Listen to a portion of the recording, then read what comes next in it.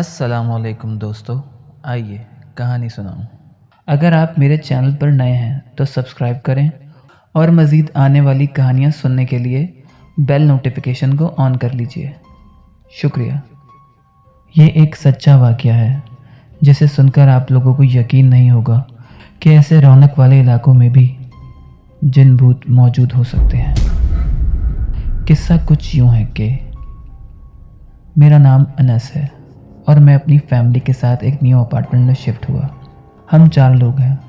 शुरू में कुछ दिन तो हमने अपना वहम समझकर दरगुजर किया, जैसे कि रात को किचन से आवाज़ें आना, कभी बचा हुआ खाना गायब हो जाना, दूध का फट जाना, फ्रिज में रखा गोश्त गायब हो जाना। लेकिन फिर आहिस्ता आहिस्ता इन वाक़यात में तेज़ी आती गई। एक दिन मेरी बेगम इशा किचन में दूध गर्म कर रही थी तो भागती हुई मेरे पास रूम में आई और बहुत ज़्यादा परेशान लग रही थी और डरी हुई भी। बोली, किचन में आइए ज़रा मेरे साथ। मैं उसके साथ किचन में पहुंचा तो उसने दूध की पतीली की तरफ इशारा किया।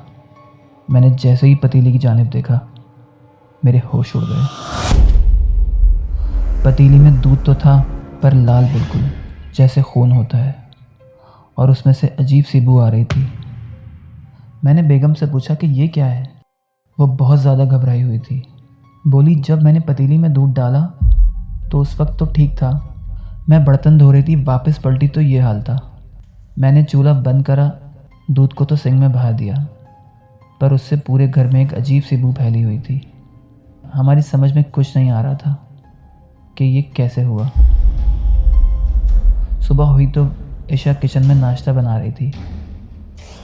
उसने एक अंडा तोड़ा तो उसमें खून। ये बहुत नॉर्मल बात है, लेकिन पूरे 12 अंडों में खून, ये बात बिल्कुल भी नॉर्मल नहीं थी। मैं ऑफिस से वापस आया तो मुझे ईशा ने बताया कि गोश्त में से बदबू आ रही थी, तो मैंने फेंक दिया। ये सारी बातें हमारी समझ से बाहर थी। मगरिब के बाद का टाइम होगा। हम सब टीवी लॉन्च में बैठे हुए थे तो हमको किसी की सरगोशियों की आवाज़ आई, जैसे कोई आपस में सरगोशियाँ कर रहा हो। किचन से बहुत हल्के हल्के। मैं किचन में गया तो मुझे ऐसा महसूस हुआ जैसे कि कोई काले साए निकल कर भागे हों। मैंने लाइट जलाकर देखा तो कुछ भी नहीं था और आवाज़ें आना भी बंद हो गई थी। रात का जाने कौन सा पहर होगा कि मेरी आँख खुली कुछ टूटने की आवाज़ पर। आवाज़ इतनी तेज़ थी कि ईशा भी उठ गई।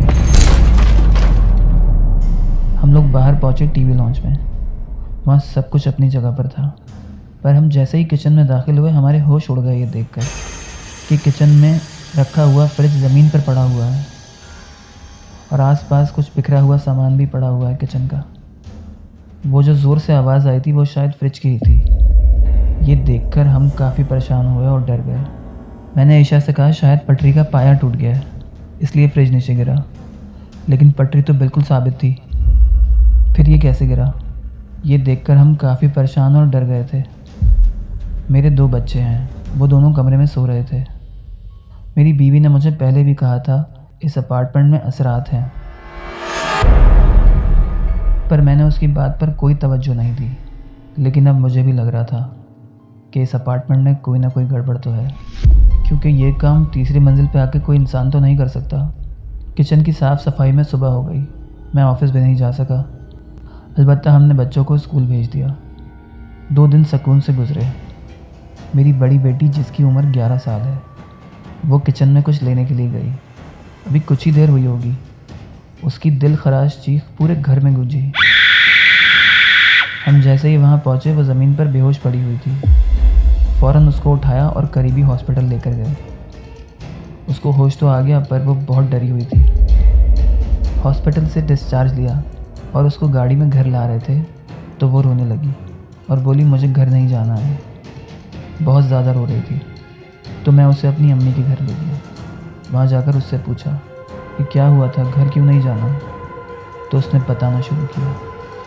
जब मैं किचन में गई थी पानी लेने तो मेरे सामने एक औरत खड़ी थी वाइट कपड़ों में और उसके साथ एक बच्चा था। उनकी शक्लें बहुत अजीब थी। सिर्फ उनके होंठ थे, बाकी आँख नाक कुछ भी नहीं था। उसके बाद मुझे नहीं पता। मैं और बाकी लोग भी ये बातें सुन रहे थे। हम काफ़ी परेशान हो गए ये सब सुन के। मेरी बेगम ने मेरी अम्मी को सब कुछ बता दिया। अब तक उस घर में जो जो वाक़यात पेश आए, जो कुछ भी हुआ, वो सब कुछ। मेरी अम्मी काफ़ी परेशान हो गई और बोली कि तुम लोग मुझे अब बता रहे हो ये सारी बातें। वैसे परेशान तो हम भी बहुत थे, पर क्या करते। जो कुछ अब तक हुआ था वो सिर्फ हम एक इत्तेफाक समझ रहे थे, पर जो कुछ आज हुआ मेरी बेटी के साथ, वो बात काफ़ी परेशान कुन थी। मेरी अम्मी के घर के पास एक मौलवी साहब रहते हैं। उनसे मशवरा करा तो उन्होंने कहा कि मुझे अपने अपार्टमेंट लेकर चलो। मैं उनको अपने अपार्टमेंट लेकर पहुंचा। वो घर में जैसे ही दाखिल हुए, उन्होंने मुंह पर रुमाल रख लिया, क्योंकि घर में बदबू ही इतनी शदीद थी। उन्होंने मुझसे पूछा कि आपकी बच्ची कहाँ बेहोश हुई थी। मैंने कहा किचन में।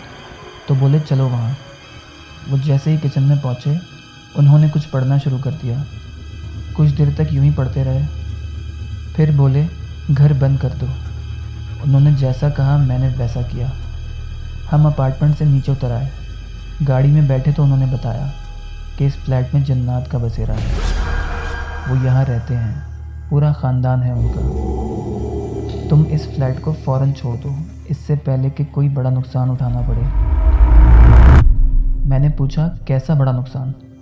तो बोले कि अगर ये किसी पर सवार हो जाते हैं तो उस शख्स को मौत तक पहुंचा देते हैं या उसे पागल करके छोड़ते हैं। उनकी ये बातें सुनकर मैं खौफज़दा हो गया। फिर मेरे फ्लैट में वाक़यात ही ऐसे पेश आए थे कि मुझे उनकी हर बात सच्ची लग रही थी।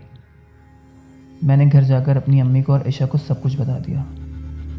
अम्मी ने तो यही कहा कि चुपचाप उस घर को छोड़ दो। बच्चे और बेगम को अम्मी ने घर नहीं जाने दिया। तो 2 ही दिन में मैंने अम्मी के करीब ही एक मकान देखा। तीसरे दिन शिफ्टिंग शुरू करा दी और हमने वो अपार्टमेंट छोड़ दिया।